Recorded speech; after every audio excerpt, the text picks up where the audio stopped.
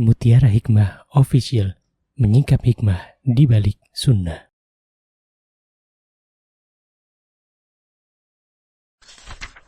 Salurkan donasi terbaik Anda untuk mendukung dakwah Mutiara Hikmah Official. Mari kita ikut serta dalam pembebasan tanah wakaf untuk pembangunan Masjid Mutiara Hikmah.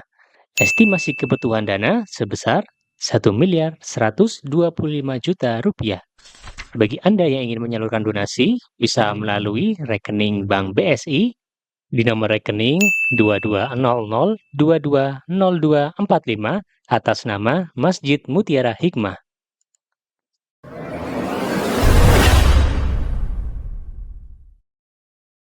Hari ini insya Allah kita bersama-sama akan mengkaji, belajar tentang hadis-hadis sahih. Jadi ibu-ibu semua sudah ada bukunya? Ada 100 hadis. Di sini ya tertulis lil hifdz, berarti untuk dihafal. Ya. Kan lil hifdz itu artinya untuk dihafal ibu-ibu. Berarti penulis ya telah memilah dan memilih bahwa 100 hadis yang ada di depan jamaah sekalian itu adalah hadis yang mudah untuk dihafal. Pertanyaan saya, terutama untuk jamaah yang offline, kesepakatan di awal, mau dihafal atau dipahami dulu? Dipahami dulu. Baiklah, berarti menghafalnya sesi kedua.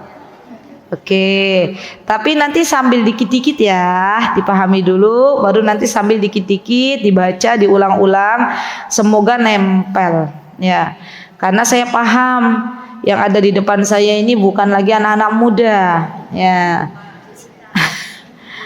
Tapi alhamdulillah Allah berikan semangat untuk menuntut ilmu. Tidak apa-apa dipahami dulu, nanti anaknya yang suruh menghafal.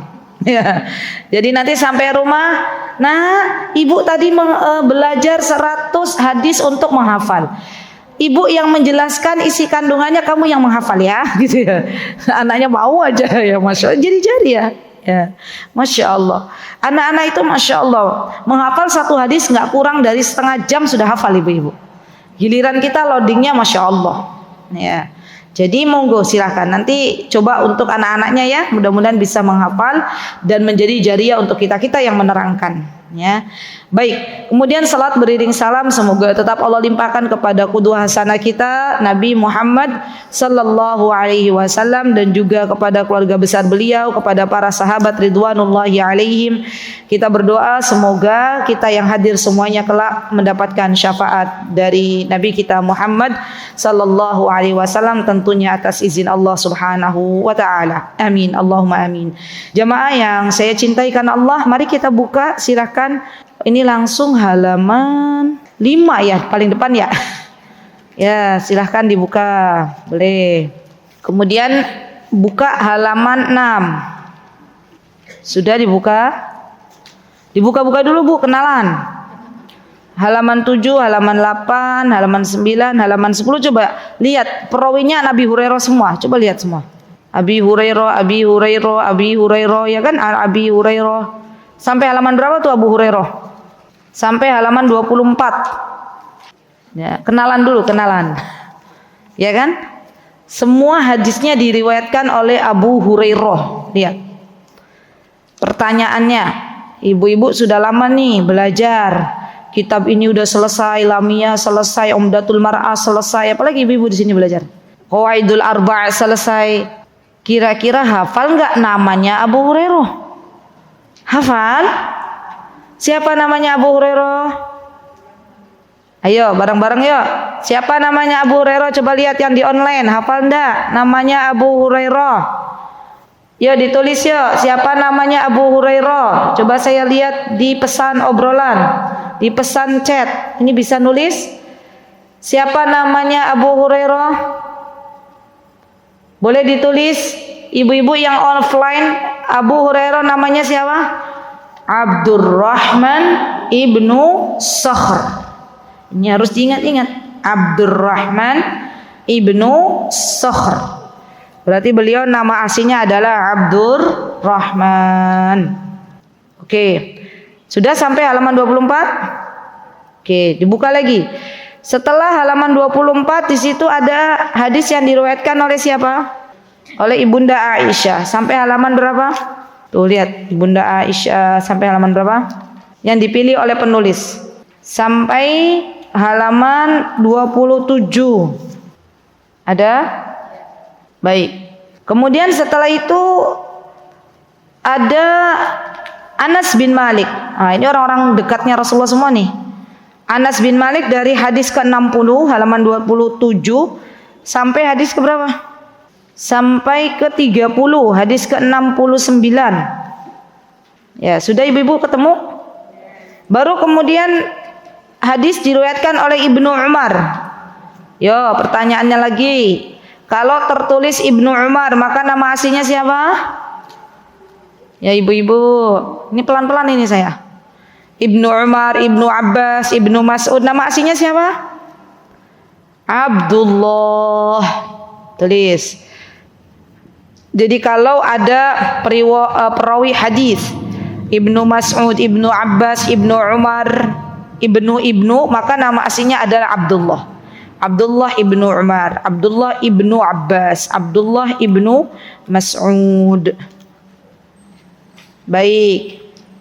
Sampai di halaman 34 semuanya diriwayatkan oleh Ibnu Umar.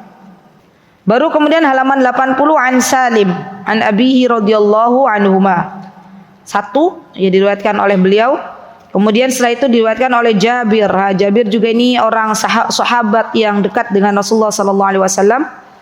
Ya, beliau juga cukup banyak meriwayatkan hadis.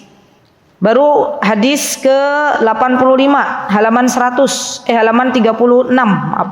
Halaman 36 ini hadis yang diriwayatkan an ba'di azwajin nabi. Berarti sebagian dari istri-istri Rasulullah sallallahu alaihi wasallam. Terakhir ya ini campuran ya dari beberapa sahabat macam-macamnya. Yang jelas yang awal hadis siapa Bu? Abu Hurairah. Yuk balik lagi ke halaman 6. Setelah kita tahu nama asli Abu Hurairah siapa tadi? Abdurrahman. Bapaknya namanya siapa? Sakhr.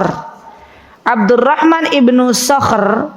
Maka sekarang kita kenalan Abu Hurairah aslinya dari mana ibu-ibu?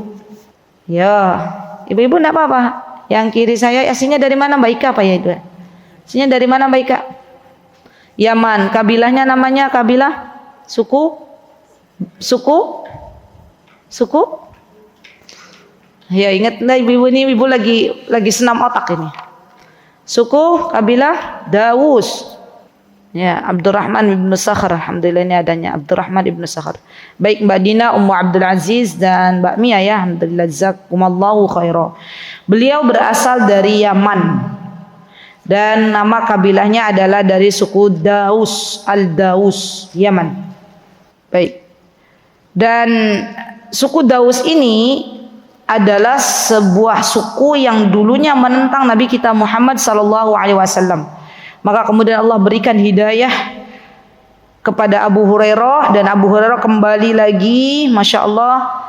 Setelah itu beliau pun ketika kembali ke sukunya, ke kabilahnya, banyak juga orang-orang yang dari suku Daus akhirnya percaya kepada Allah dan Rasulnya. Di antaranya adalah Tufail bin Amr. Itu ada seorang sahabi satu kabilah dengan Abu Hurairah. Beliau bernama Tufail ibnu Amr.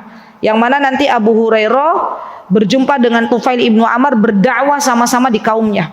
Sehingga banyak dari kabilah suku Daus yang masuk Islam. Masya Allah, Masya Allah. Dan memang yang namanya dakwah itu ibu-ibu, teman-teman semuanya, jamaah sekalian, itu perlu adanya kerjasama yang baik. Jadi kalau misalnya kita ada ya seorang da'i berjumpa dengan da'i, maka sebaiknya ya jalan bareng. Tidak usah main sikut-sikutan, tidak usah main saling banding-membandingkan, semuanya berjalan. Tujuan utamanya sama, menyebarkan Islam. Seorang da'iyah, ketika ada da'iyah lain, maka kita saling menghormati. Kenapa? Karena tujuan utamanya sama, yaitu menyebarkan Islam. Ya sama Abu Hurairah ketika bertemu dengan Tufail ibnu Amr, maka mereka kembali ke kabilahnya dan mereka menyebarkan Islam sehingga banyak dari suku Daus yang masuk Islam. Masya Allah, Masya Allah. Baik, kemudian Abu Hurairah beliau tinggal di kota Madinah, tidak memiliki rumah, tapi beliau tinggal di selasar Masjid Nabawi, yang mana orang-orang yang tinggal di selasar Masjid Nabawi dinamakan dengan apa ibu-ibu? Yo ini review sudah pernah saya bahas. Ya, mereka dinamakan ahlu suffah. Masya Allah, ahlu suffah. Kalau ibu-ibu pernah masuk raudhah, saya jadi ingat. Pernah masuk raudhah, ya semoga yang sudah pernah masuk raudhah ingat ya di mana tempatnya. Kalau yang belum masuk raudhah Masjid Nabawi, saya doakan di pagi hari ini semoga Allah mudahkan ibu-ibu semuanya untuk diberikan kesempatan masuk raudhah yang ada di Masjid Nabawi. Amin, Allahumma amin. Coba yang sudah pernah ke raudhah ingat. Ketika kita masuk, ya, kemudian kita nanti pintu masuk dan pintu keluar tuh berbeda kan? Oke. Ketika kita akan keluar ke pintu keluar yang diarahkan oleh para petugas yang ada di raudhah, maka kita akan melihat sebelum keluar dari pintu kiri jalan itu ada tempat lebih tinggi. Ingat. Apa ibu-ibu waktu keluar sambil nangis gitu langsung keluar? Apa lihat sekitar? Kiri. Sebelum pintu keluar itu ada seperti bangunan kotak gitu lebih tinggi. Saya pernah tanya ke salah satu petugas yang ada di raudhah. Saya pernah tanya, tapi wallahu taala alam kebenarannya seperti apa. Tapi saya tanya waktu itu. Saya tanya, ya ukhti, saya mau tanya, ini tempat apa? Kok tidak disamaratakan? Maksudnya dia lebih tinggi gitu loh. Tidak diratakan rata dengan yang lainnya. Maka salah satu dari mereka menjawab bahwa itu penanda dulu ahlu sufa tinggal di situ. Ya, jadi nanti coba ibu-ibu dicatat aja PR gitu ya. Nanti kalau mau masuk raudhah gitu ya, pas keluar itu ingat sebelum keluar kiri kita itu ada kayak tempat lebih tinggi tuh. Ingat ibu-ibu, kotak. Ya berapa orang ya? Kira-kira 30 orangan cukup lah duduk di situ. Itu saya tanya, katanya itu tempatnya ahlu sufah. Ya berarti tempatnya Abu Hurairah tinggal di situ. Ya kenapa tidak diratakan untuk menjadi penanda bahwa di situ tuh dulu pernah ada para penuntut ilmu. Di antaranya siapa? Abu Hurairah. Ya kangen bu dengan raudhah yang sudah pernah ke sana? Kangen ya, masya Allah. Apalagi sekarang raudhah tuh cuma sebentar. Kita kalau ke raudhah bu, askarnya sudah bilang, petugasnya sudah bilang, ibu jalan sudah gitu. Sudah kita jalan. Jangan kita pengennya lama gitu, kasihan yang antri di belakang. Saudara-saudara kita pun punya hak untuk masuk, untuk duduk di raudhah. Maka kadang saya lihat ya ada beberapa jamaah itu yang diminta oleh petugas yang ada di raudhah, ibu bangun, tapi nggak ke arah luar, pindah tempat. Ya. Itu ada juga beberapa jamaah yang begitu. Ya kalau memang sudah waktunya ibu bangun kata petugas, ya sudah nurut. Ya. Bisa jadi 5 menit kita di raudhah, 10 menit kita di raudhah, doa-doanya diijabah semua. Daripada yang lama-lama dan mendolimi orang-orang yang ada di belakangnya. Maka saya berpesan kepada ibu-ibu semua yang mau masuk raudhah, tolong, saya tuh sering banget, tolong ibu-ibu tolong persiapkan dengan baik. Doa apa yang nanti akan dibaca oleh ibu-ibu ketika di raudhah. Jangan sampai ketika sudah sampai di raudhah kerjaan ibu-ibu apa? Kerjaan ibu-ibu potret. Ya. Lihat ada mimbarnya Rasulullah difoto, gitu kan? Lihat ada orang-orang yang ada di raudhah difoto, ibu-ibunya juga selfie. Itu sayang banget. 5 menit habis. Ya. Fokus. Kita mau ke raudhah untuk apa? Kita mau ke raudhah untuk berdoa. Karena disitulah tempat yang mustajab. Apa kata baginda Rasulullah SAW? Ma baina mimbari ya wa baiti raudhah min raudhatil jannah. Antara rumahnya ibunda Aisyah yang sekarang jadi kuburnya Rasulullah SAW dan mimbarnya Rasulullah SAW itu taman dari taman surga. Bahkan kata para ulama, ridho yang saat ini kita pijak, yang saat ini kita datangi itu suatu hari kelak ya. Kenapa disebut ridhatul jannah? Suatu hari kelak ketika surga sudah dibentangkan oleh Allah di hari kiamat, maka ridho ini akan diangkat oleh Allah Subhanahu wa taala dan Allah akan jadikan bagian dari dalam surga. Allahu akbar. Masya Allah. Jadi kita ngicip sebentar. Ngicip datang di taman dari taman surga. Kalau ada yang bertanya bentuknya seperti apa, wallahu taala alam. Tapi para ulama menjelaskan itu ridha yang kita tempati, yang kita datangi itu nanti akan diangkat oleh Allah Subhanahu wa taala dan Allah akan jadikan bagian dari taman surganya Allah Subhanahu wa taala. Ya, baik, kita lanjut ya. Jadi dulu Abu Hurairah adalah seorang ahlu suffah. Kenapa? Karena dulu Abu Hurairah tuh ketika datang dari Yaman tuh bukan orang yang kaya raya. Ya, beliau datang bersemangat menuntut ilmu, ya masya Allah dengan keadaan yang Allah berikan, maka beliau semangat datang ke Madinah. Dan ini menunjukkan bahwa seorang penuntut ilmu itu harus punya himmatun aliyah. Seorang penuntut ilmu harus punya semangat yang tinggi dalam menuntut ilmu. Jangan sedikit-sedikit melempem, sedikit-sedikit putus asa, sedikit-sedikit ya kita mundur. Nah, itu tidak. Di antara sifat seorang penuntut ilmu adalah punya semangat yang tinggi. Apapun halangan yang ada di depan, ista'ini billah, minta pertolongan kepada Allah, maka Allah akan kasih jalan. Ya, lihat Abu Hurairah zaman dulu belum ada pesawat kan ibu-ibu. Berarti apa yang dilakukan oleh Abu Hurairah dari Yaman ke Madinah? Jalan. Kalau ada tunggangan pakai tunggangannya, tapi kalau nggak ada jalan. Dan itu berhari-hari. Dulu sebelum perang Yaman, sebelum ada peperangan, dari Yaman ke Mekah saja, padahal Madinah itu lebih jauh ya daripada Mekah, itu kurang lebih memakan waktu naik bis, memakan waktu 12 jam. Setelah adanya peperangan kurang lebih memakan waktu 4 hari. Bagaimana dengan jalan berbulan-bulan? Tapi Abu Hurairah semangat untuk berjumpa dengan Nabi kita Muhammad sallallahu alaihi wasallam. Semangat menuntut ilmu, bahkan suatu hari pernah Abu Hurairah berada dalam keadaan kelaparan yang sangat luar biasa. Jadi kalau seorang penuntut ilmu merasakan lapar, itu adalah suatu hal yang biasa. Yang jadi pertanyaan, kalau penuntut ilmu kenyang terus, ya itu harus jadi pertanyaan. Ya. Bahkan para ulama mengatakan, Ibnul Qayyim rahimahullahu taala, beliau pernah mengatakan di antara yang bisa mematikan hati kita. Ingat ibu-ibu, di antara hal-hal yang bisa mematikan hati kita, di antaranya apa? Banyak makan, banyak tidur, banyak bicara, ngobrol sama temennya lama, itu tuh. Banyak memandang. Nah, kira-kira ada di kita nggak? Nggak ada ya? Atau ada semua? Jadi banyak makan, banyak tidur, banyak bicara, banyak memandang dan banyak bergaul. Ya, masya Allah, itu yang bisa mematikan hati kita. Jadi kadang kita itu bukannya nggak boleh bergaul, silahkan. Tapi kadang kita butuh menyendiri, bermunajat kepada Allah Subhanahu wa taala. Dan itu ada semuanya di kitabnya Imam Ibnul Qayyim Al-Jauzi rahimahullahu taala.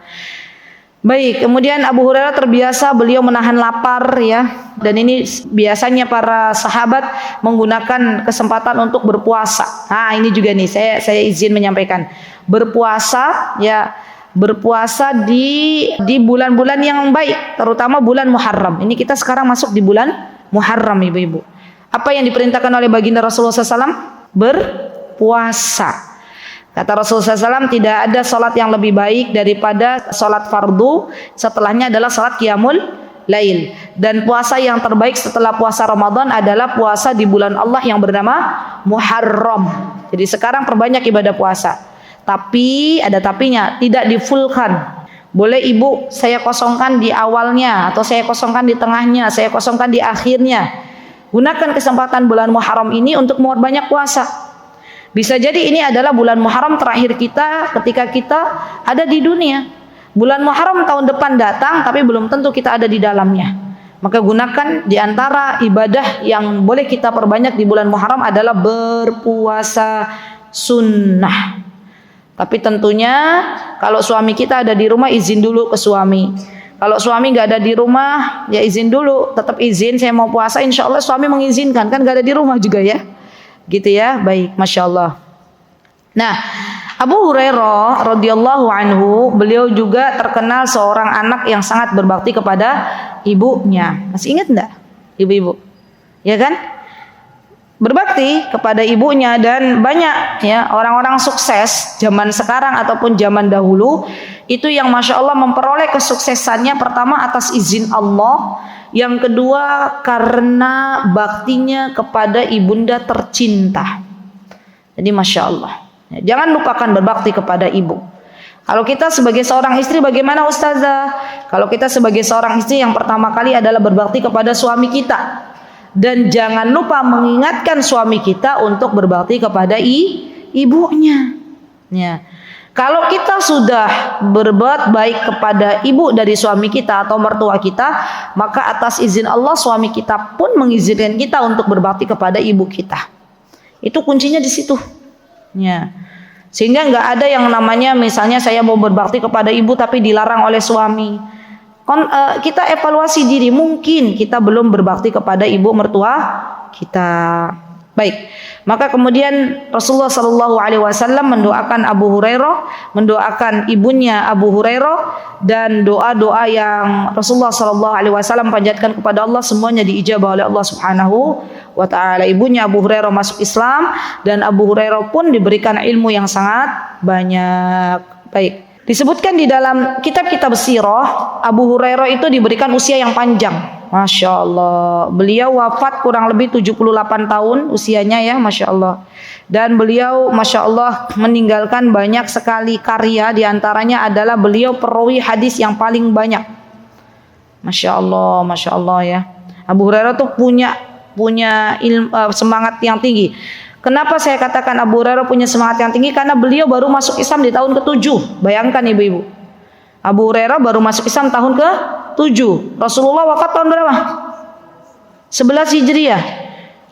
Tapi beliau Masya Allah karena semangatnya, himmatun aliyah, punya semangat yang tinggi dalam menuntut ilmu, akhirnya beliau Masya Allah ya, Masya Allah, Allah berikan kepada Abu Hurairah ilmu yang sangat luas, ilmu yang sangat banyak, melebihi para sahabat yang masuk awal di dalam agama kita yang mulia ini. Ya, jadi melebihi para sahabat, termasuk dari as-sabiqunal awwalun, orang-orang yang masuk Islam terlebih dahulu. Masya Allah. Jadi ini semangat untuk para ibu-ibu yang baru berhijrah. Jangan patah semangat, ya, jangan minder dengan orang yang hijrah duluan. Ya, tetap meminta pertolongan kepada Allah agar diberikan ilmu yang bermanfaat. Baik, kemudian yuk mari kita masuk ke matan hadisnya.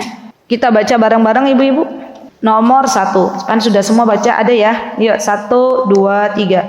An Abi Hurairah radhiyallahu anhu anna Rasulullah sallallahu alaihi wasallam qala kalimatani khafifatani 'alal lisani thaqilatani fil mizani habibatani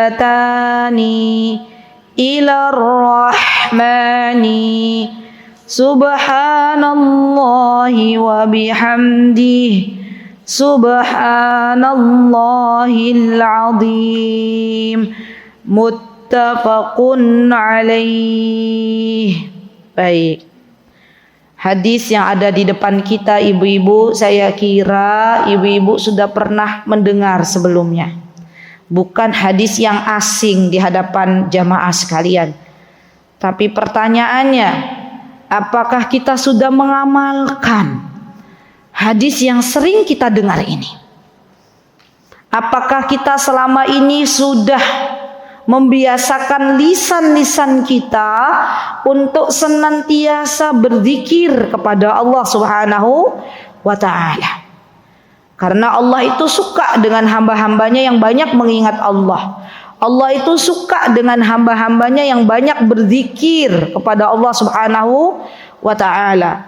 Bahkan Rasulullah SAW memberitahukan kepada kita ada zikir yang keutamaannya banyak sekali. Dan hari ini alhamdulillah kita dapat rizki dari Allah untuk bisa mempelajarinya lebih dalam. Maka kita mohon juga kepada Allah, semoga Allah Subhanahu wa Ta'ala memberikan taufik untuk kita semuanya agar kita dimudahkan senantiasa lisan-lisan kita berzikir kepada Allah Subhanahu wa taala. Ya. Baik. Apa kata baginda Rasulullah SAW? Kalimatani, ada 2 buah kalimat.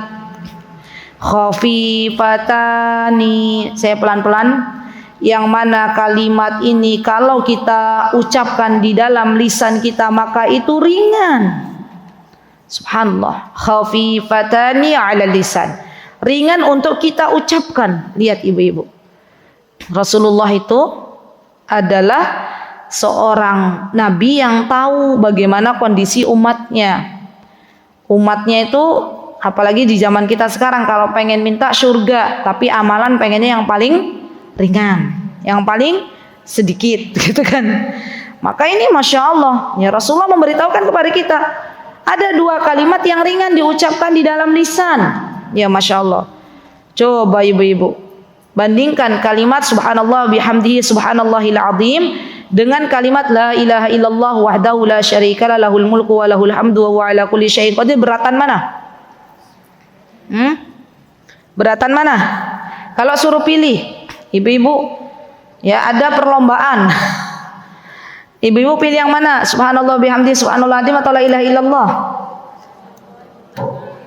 Subhanallah bihamdi. Kalau ibu-ibu suruh pilih subhanallah bihamdi atau Allahumma anta rabbi la ilaha illa anta khalaqtani wa ana abduka wa ana ala ahdika wa wa'dika masatuha. Sayyidul istighfar, pilih yang mana? Tetap milihnya subhanallah wa bihamdi, subhanallahil azim. Masyaallah. Berarti ini menunjukkan bahwa subhanallahi wa bihamdihi subhanallahil azim ini adalah 2 kalimat yang ringan diucapkan oleh lisan kita. Dan ketahuilah wahai saudariku bahwa sesungguhnya lisan yang Allah berikan ini adalah nikmat dari Allah Subhanahu wa taala. Betapa banyak orang-orang yang belum Allah izinkan dari lahir sampai saat ini ya, belum Allah izinkan untuk bisa berbicara. Siapakah mereka? Mereka adalah saudara-saudara kita yang biasanya kita sebut dengan tunawi cara. Ya. Coba nikmat Allah tuh banyak banget ke kita. Apa di antara nikmatnya? Kita diberikan kesempatan untuk berbicara. Lisan kita digerakkan oleh Allah Subhanahu wa taala. Ada nggak hamba Allah yang lisannya nggak bergerak? Ada. Allah kasih kita lisan. Masya Allah. Masya Allah. Ini adalah nikmat ibu-ibu. Nikmat. Lisan kita sehat, bisa berzikir itu nikmat. Ya Allah. Nikmat. Lisan kita bisa digulung itu nikmat. Pernah saya jumpa dengan seorang pasien yang mana lisannya itu dipenuhi dengan sariawan. Ya karena ada sakit kanker, jadi lisannya tuh boro-boro mau menggunakan lisannya untuk berzikir ya susah. Kenapa? Karena banyak sariawan nyerepet, minum aja susahnya luar biasa. Maka ketika Allah berikan kepada kita lisan yang sehat, ya, kemudian Allah berikan kepada kita, masya Allah, pendengaran yang baik, mata yang untuk bisa melihat, itu semuanya nikmat yang harus kita syukuri. Dan Ibnul Qayyim rahimahullah ta'ala mengatakan bahwa di antara mensyukuri nikmat adalah menggunakannya untuk hal-hal yang diridhai oleh Allah Subhanahu wa ta'ala. Ya. Jadi kan ada 3 tuh rukun syukur. Yang pertama, mempercayai di dalam hati bahwa nikmat ini dari Allah, lisan ini dari Allah. Ya.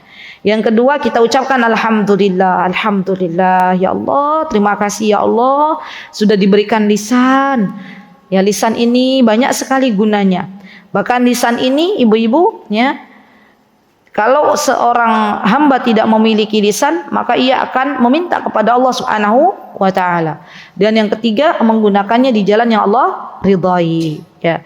Karena lisan ini bisa membawa seorang hamba ke dalam surganya Allah, bisa pula membawa seorang hamba ke dalam nerakanya Allah ya.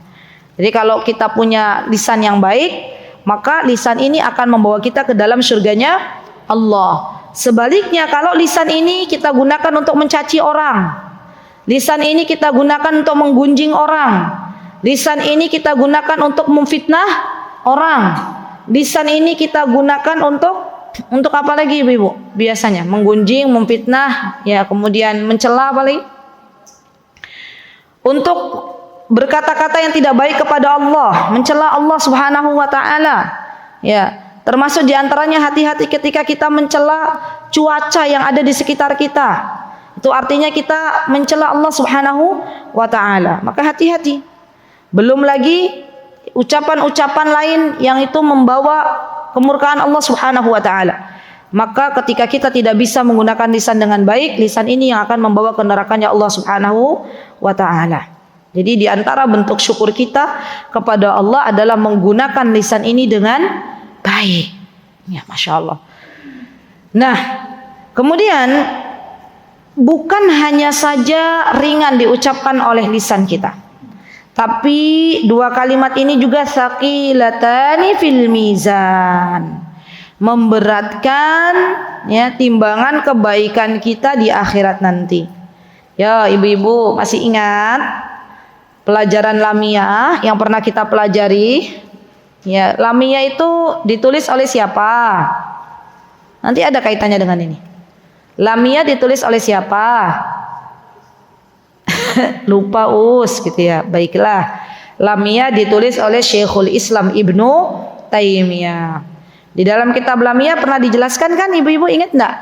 Bahwa kita sebagai ahlu sunnah wal jamaah meyakini bahwa nanti di akhirat ada yang namanya timbangan atau biasa kita sebut mizan. Ya, baik. Yang bawa mushaf boleh dibuka, silahkan. Surah Al-Qari'ah dibuka, boleh. Surah Al-Qari'ah juz 30. Atau yang nggak bawa mushaf ada HP kan di depannya? Ada? Ya, silahkan dibuka. Sudah dibuka nak ibu-ibu? Jadi saya sebelum kesini sambil menunggu suami saya jumpa sama anak-anak. Jadinya tadi nak gitu di tempat kami alhamdulillah sudah berangkat anak-anak TK ya sudah ada. Jadi tadi maaf ibu-ibu saya memanggil ibu-ibu jadi nak. Silakan dibuka surah Al-Qari'ah. Ada? Saya bacakan ya ayat 6 sampai ayat 11. A'udzu billahi minasy syaithanir rajim. Bismillahirrahmanirrahim. Fa amma man thaqulat mawazinuhu fa huwa fi 'ishatir radiyah wa amma man khaffat mawazinuhu fa ummuhu hawiyah wa ma adraka ma hiyah narun hamiyah. Lihat ibu-ibu, di dalam surah Al-Qari'ah Allah menyebutkan fa amma man thaqulat mawazinu, barang siapa yang timbangan kebaikannya lebih berat. Saqulat mawazinuh, timbangan kebaikan yang dimaksud di sini. Timbangan kebaikan berarti kita pernah belajar di kitab Lamiyah bahwa para ulama berbeda pendapat. Ada yang mengatakan yang ditimbang nanti amalnya, ada yang mengatakan yang ditimbang adalah buku catatannya. Yang satu lagi apa? Ya, ingat enggak Bu Satun?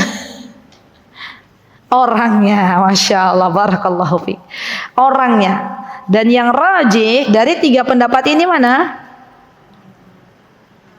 Amalnya, Masya Allah. Jadi amal kita tuh nanti ditimbang Bu. Tidak ada kebaikan yang kita lakukan dari berbagai macam amal solih di dunia yang tidak dicatat oleh malaikat. Besok itu semua ditimbang, baik dari amal kebaikan maupun amal keburukan. Dan ini yang menjadikan seorang muslimah itu hendaknya berhati-hati ketika akan berucap, ketika akan berkata dan melangkah. Ya, kita hati-hati. Kenapa? Karena kita percaya apa yang kita ucapkan, apa yang kita kerjakan semuanya ditimbang.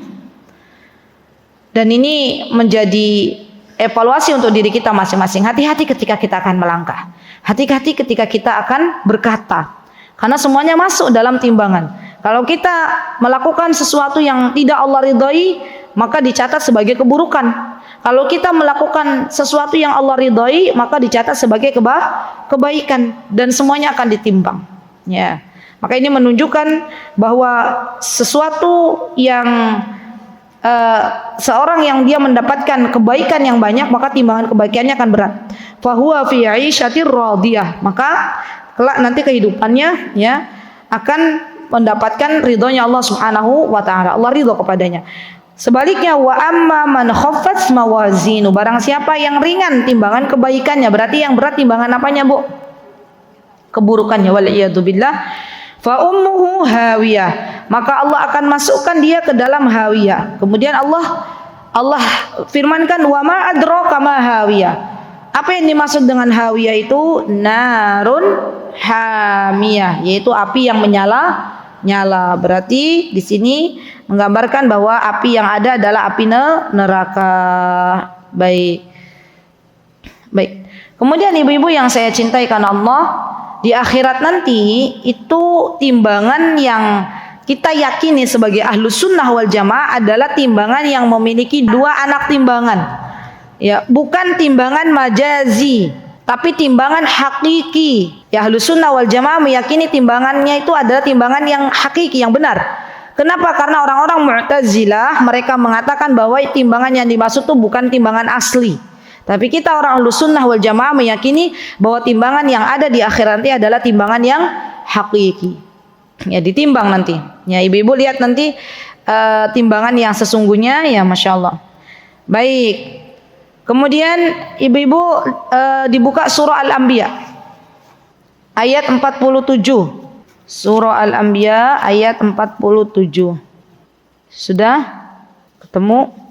Iya, 47. Sampun? Baik, saya bacakan.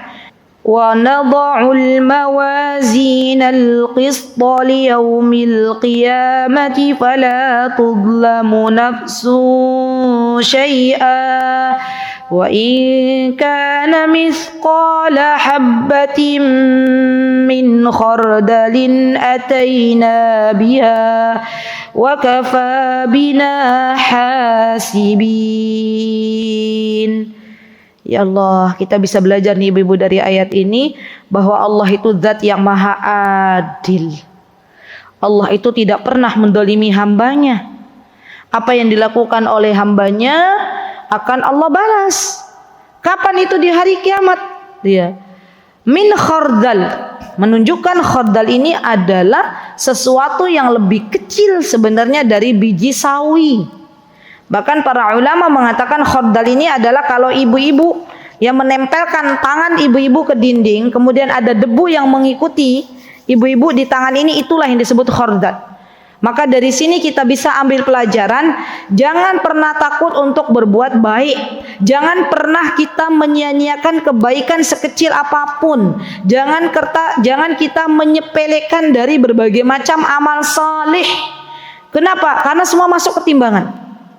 Ya, walaupun kita yang kita lakukan itu misalnya ya, kita menolong orang nyebrang ke jalan, itu kebaikan di hadapan Allah. Kita menyingkirkan duri yang kita tahu kalau kita tidak singkirkan bakal melukai orang-orang yang ada setelah kita, itu pun kebaikan. Walaupun mungkin ibu-ibu yang mungkin diremehkan oleh sebagian kita itu membuatkan minuman untuk suami kita, nah itu juga kebaikan. Allah tulis tuh, ya. Dan itu amalan-amalan secara lahir. Belum lagi amalan-amalan secara batin, secara qalbiyah. Contoh apa? Kita tidak boleh berburuk sangka kepada Allah. Kita harus berbaik sangka. Itu pahala juga, masuk ke timbangan. Ya. Kita misalnya bertawakal kepada Allah. Ya. Itu juga masuk ke timbangan. Kita yakin kepada Allah Subhanahu wa taala, itu juga masuk ke timbangan. Jadi ibadah kan dibagi dua tuh. Ada ibadah secara lahir yang kelihatan secara zahir, ada ibadah yang dilakukan secara batin, amal soleh yang dilakukan secara qalbiyah, secara hati. Apa misalnya? Berharap kepada Allah, ya roja, takut kepada Allah, bertawakal kepada Allah, yakin bahwa Allah melihat kita, Allah Al-Basir melihat kita, yakin bahwa Allah mendengar kita, As-Sami', innallaha as-sami'un alim. Maka semuanya itu beribadah, semuanya itu akan ditulis pahala oleh Allah Subhanahu wa taala yang akan memberatkan timbangan kebaikan kita nanti. Masya Allah ya ibu-ibu. Luar biasa. Ibadah itu bukan hanya sholat, bukan hanya puasa, bukan hanya sedekah. Tapi yang paling penting itu adalah yang pertama kali harus kita olah adalah ibadah hati. Kenapa? Karena hati ini, kata Rasulullah SAW, itu seperti raja. Kalau hati seseorang baik, maka amal soleh yang lainnya akan baik. Ya, kita tuh kadang lupa memperbanyak sholat, tapi hati kita belum kita kelola. Ya. Orang yang hatinya jernih, orang yang hatinya bersih, maka Allah Azza wa Jalla akan berikan ketenangan di dalam hidupnya. Masya Allah, Masya Allah. Ini loh yang kadang kita lupa ya. Bahkan orang yang hatinya bersih itu nggak ada kesempatan lagi untuk bersuudzon kepada Allah. Nggak ada. Adanya prasangka baik terus. Walaupun diuji dengan ujian bertubi-tubi oleh Allah, dia akan tetap mengatakan Allah itu adalah Rabbku yang maha baik. Allah itu kalau memberikan kepadaku sebuah takdir, maka tidaklah takdir yang Allah berikan kepadaku kecuali yang terbaik. Masya Allah, itu udah levelnya level Masya Allah tuh. Kita aja kadang gerundul ya Bu ya. Misalnya dikasih ujian sama Allah. Kadang ada kan kita akhirnya ada tuh hati kita bilang, ya Allah kenapa sih kok ujian kok diberikan kepadaku nggak dikasih ke temanku misalnya gitu ya. Kok temanku kayaknya hidupnya enak-enak aja gitu nggak? Berarti ketika kita katakan temanku kok hidupnya kayaknya enak-enak aja, itu sudah suudzon sama Allah. Ya Allah, pernah nggak Bu kita begitu sama Allah? Dalam hidup pernah. Mungkin lagi bener-bener down gitu ya. Terus ya Allah, Engkau kok uji hamba dengan sesuatu yang berat. Padahal sejatinya Allah tuh pengen ngangkat derajat. Ya, Allah pengen menunjukkan kepada hambanya ini loh. Aku tuh tahu kamu bisa keluar dari masalah itu. Ada solusinya. Apa solusinya? Wasta'inu bis-sabri was-salah. Ya Masya Allah. Masya Allah ya Bu. Kadang kita tuh berencana ya. Rencana kita A, B, C, D. Planning kita. Tapi ternyata takdir Allah itu lebih baik dari rencana kita. Masya Allah. Percayalah itu. Ya, yakinlah itu. Harus kita yakini memang. Ya. Jadi rencana yang kita sudah susun, ternyata Allah berikan berbeda dengan apa yang kita telah susun dari rencana itu, berarti rencananya Allah jauh lebih baik. Ya, nih kalau sudah membahas masalah takdir nggak selesai satu hari ibu-ibu ya. Masya Allah, lanjut ya. Oke. Jadi kita yakin bahwa apa ibu-ibu, adanya timbangan yang Allah Azza wa Jalla telah siapkan untuk hambanya. Maka amal kita akan ditimbang oleh Allah Subhanahu wa Ta'ala. Kemudian habibatani ila Rahman. Masya Allah, sudah memberatkan timbangan, ringan diucapkan oleh lisan. Allah cinta juga nih. Masya Allah, lihat Bu. Kalau Allah sudah cinta, maka Allah akan berikan semua yang kita pinta. Jadi kita itu hidup di dunia tuh pinter-pinter cari apa-apa yang Allah suka. Nah, di antara yang Allah suka ternyata ketika seorang hamba berzikir dengan dua buah kalimat subhanallahi wa bihamdihi subhanallahil azim, itulah yang Allah suka. Yaudah diperbanyak ya. Berzikir juga bisa dilakukan oleh para muslimah yang sedang haid. Nah, jadi ustazah kalau saya haid gimana nih? Ya kalau ibu-ibu memang mengambil pendapat, ya kan ada kan beda-beda tuh pendapat. Saya tidak menuntut ibu-ibu harus ambil pendapat yang ini, enggak. Ada pendapat yang tidak memperbolehkan baca Al-Qur'an, ada pendapat yang boleh baca Al-Qur'an tapi kalau menyentuh mushaf maka dia harus pakai lembaran pakai alas gitu ya. Maka gunakan nih kesempatan berzikir sebanyak-banyaknya. Ya subhanallahi wa bihamdihi subhanallahil azim. Karena dua kalimat ini dicintai oleh Allah Subhanahu wa Ta'ala. Dan bonusnya kalau Allah sudah cinta kepada seorang hamba, maka Allah akan berikan hidayah petunjuk kepada seorang hamba tersebut.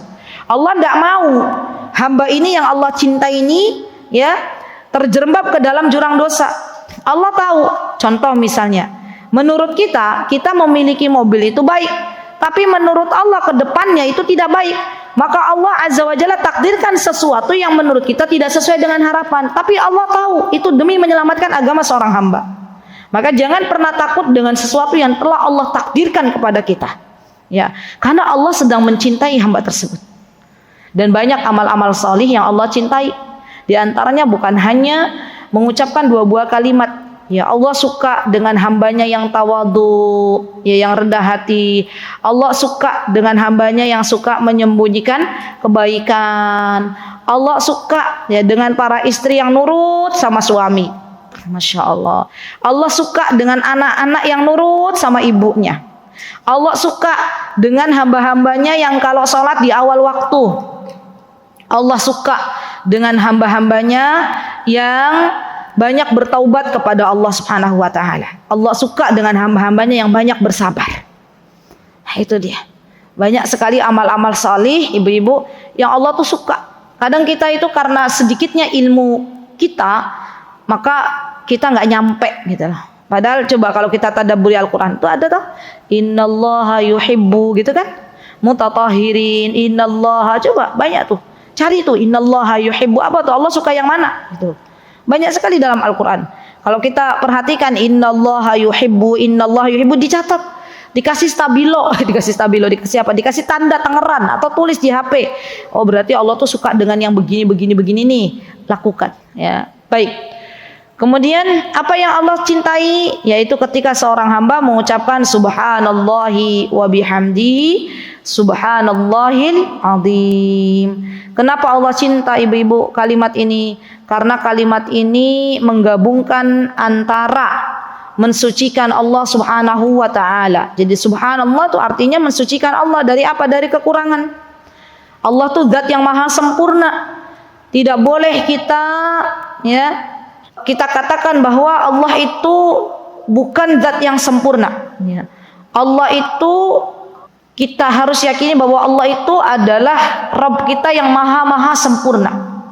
Ya, tidak boleh kekurangan disematkan kepada Allah Subhanahu wa taala. Semuanya sempurna. Kemudian wa bihamdi, pujian kita kepada Allah. Jadi menggabungkan antara kita mensucikan Allah, mentakdiskan Allah dari hal-hal yang tidak baik, dari hal-hal yang kurang sempurna, dan pujian kepada Allah itu disatukan. Masya Allah. Maka ini kalimat itu Masya Allah besar sekali. Subhanallahil azim, sama ya. Dan kita mensucikan Allah Al-Azim yang maha agung. Ya, dan kalau kita belajar ibu-ibu dengan Asmaul Husna, ya, nama-nama Allah yang indah, nama sifat-sifat Allah yang ulia, yang maha tinggi, maka kita akan lebih mencintai Allah Subhanahu wa taala. Alhamdulillah di YouTube Mutiara Hikmah Official itu sudah lengkap sepertinya ya. Ustadz Hanan Yasir ada tuh bahas. Saya tuh suka ikut kajian kalau hari Rabu di Masjid Prawiro Taman. Kalau pas lagi nggak ada kegiatan, ba'da maghrib, biasanya saya suka ikut. Kenapa? Karena beda kalau ngaji online dengan ngaji offline. Jadi saya ikut bareng sama beliau ke Masjid Prawiro Taman dan alhamdulillah walillahilham bifadlillahi ta'ala pasti ada ilmu baru. Ya. Kalau ada yang mengatakan tapi bisa loh kita lihat di tayangan YouTube. Kalau bagi saya, ya kalau sudah diniatkan begitu kadang lupa Bu. Ya atau ada aja misalnya ya baru sebentar nyatet gitu. Nanti nggak fokus gitu ya. Jadi lebih baik datang dan ini masih dibahas kok di Masjid Prawiro Taman setiap hari Rabu. Saya lupa Rabu kan keberapa nanti yang sudah masuk di grup Mutiara Hikmah insyaallah ada. Waktunya nggak lama dari ba'da maghrib sampai isya dan masjidnya cukup nyaman ya Masya Allah. Cukup nyaman karena ada pendingin ruangan juga, bersih, Masya Allah. Dan alhamdulillah ya banyak sekali faidah-faidah yang saya rasakan yang bisa saya ambil dari kajian tersebut ya. Jadi ibu-ibu yang namanya nama-nama Allah yang indah, sifat-sifat Allah yang mulia itu bukan hanya dihafal. Masalahnya di masyarakat kita itu banyak sekali ya yang sudah hafal ibu-ibu dengan nama-nama Allah yang indah ya, nama sifat-sifat Allah yang mulia. Hafal Asmaul Husna tapi ada tapinya. Tapi belum mempelajari secara dalam. Padahal kalau kita pelajari secara dalam maka kita akan dibuat terpesona dengan Allah Subhanahu wa taala. Jadi PR-nya ibu-ibu tulisnya PR ya. PR. PR-nya challenge diri kita masing-masing. Ya, kita sendiri. Hari ini PR kita baca subhanallahi wa bihamdihi, subhanallahil azim minimal 100 kali. Siap napa mboten? Bismillah. Nanti yang nilai siapa? Allah. Ya, ibu-ibu PR-nya dikerjakan, ibu-ibu ya, yang baik itu yang online maupun yang offline PR, ada PR. Baca subhanallahi wa bihamdihi, subhanallahil azim 100 kali hari ini. Ya. Nanti yang menilai Allah. Ya, baca. Ya, kapan wisada terserah. Ibu-ibu sambil nunggu subhanallahi wa bihamdihi subhanallahil azim, subhanallah wa bihamdihi subhanallahil azim. Mau tidur enggak tidur baca. Ya. Kalau mau tidur zikirnya apa? Baca subhanallah 33, alhamdulillah 33, kemudian Allahu akbar 33. Belum tidur juga baca subhanallah wa bihamdihi subhanallahil azim, subhanallah wa bihamdihi subhanallahil azim. Jangan kalah sama, saya pernah cerita kan, sama yang ngarit di Yaman itu. Nenek-nenek ngarit cari rumput ya. Terus mulutnya komat kamit. Waktu itu saya jumpa dengan beliau, saya penasaran. Saya tanyalah ke nenek itu, "Nek, apa sih yang nenek selalu ucapkan ya, kok mulutnya komat kamit?" Kata beliau, "Saya itu memperbanyak istighfar dan memperbanyak membaca subhanallahi wa bihamdihi subhanallahil azim." Masyaallah ya.